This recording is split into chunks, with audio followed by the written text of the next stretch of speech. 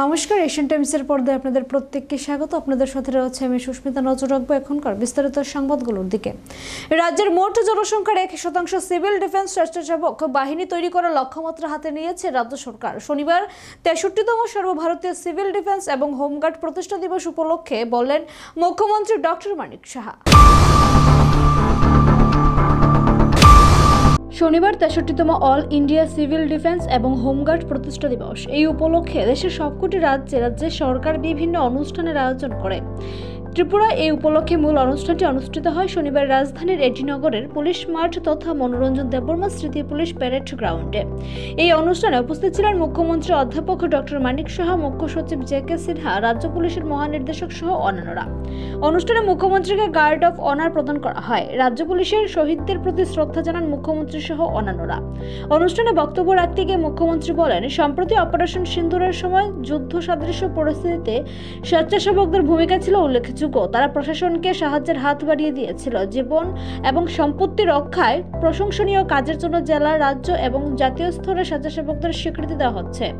স্বীকৃতিপ্রাপ্ত স্বেচ্ছাসেবকদের অভিনন্দন জানান মুখ্যমন্ত্রী। তিনি বলেন, বর্তমানে স্বেচ্ছাসেবকদের দক্ষতা বৃদ্ধি ও প্রস্তুতির জন্য ট্রেনিং প্রদান করা হচ্ছে। এই ক্ষেত্রে বাজেটে অর্থ বরাদ্দ রাখা হয়েছে। রাজ্যকে একটি বিপর্যয় সহনশীল রাজ্য হিসেবে পরিণত করতে সিভিল ডিফেন্স এবং আপাতমিত্র স্বেচ্ছাসেবকদের সমর্থন দিতে সরকার প্রতিশ্রুতিবদ্ধ।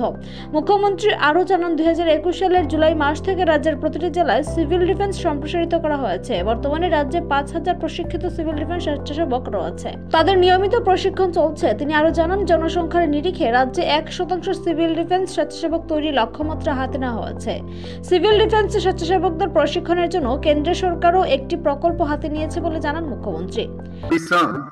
আমার কাছে মনে হলো গত বছরের তুলনায় অনেক বেশি তাদের শ্রীবৃদ্ধি ঘটেছে। এর জন্য ওনাদেরকে আমি ধন্যবাদ দিতে চাই। প্রতি বছর 6 ডিসেম্বর অসামরিক প্রতিরক্ষা এবং গৃহরক্ষী বাহিনী দিবস পালন করা হয়।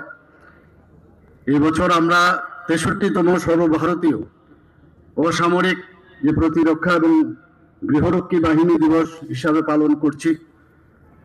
মানবিকতার পাশাপাশি দুর্যোগ মোকাবেলায় অসামরিক প্রতিরক্ষা এবং গৃহরক্ষী স্বেচ্ছাসেবকদের নিঃস্বার্থভাবে কাজ এবং আত্মত্যাগের যে নিদর্শন হিসাবে আমরা এই দিনটি এদিন বিভিন্ন কাজে দক্ষতা রাখার জন্য একাধিক সিভিল ডিফেন্স এবং আপাতমিত্র স্বেচ্ছাসেবকদের পুরস্কৃত করা হয়। নির্বাচিতদের হাতে পুরস্কার তুলে দেন মুখ্যমন্ত্রী সহ অন্যান্য অতিথিরা।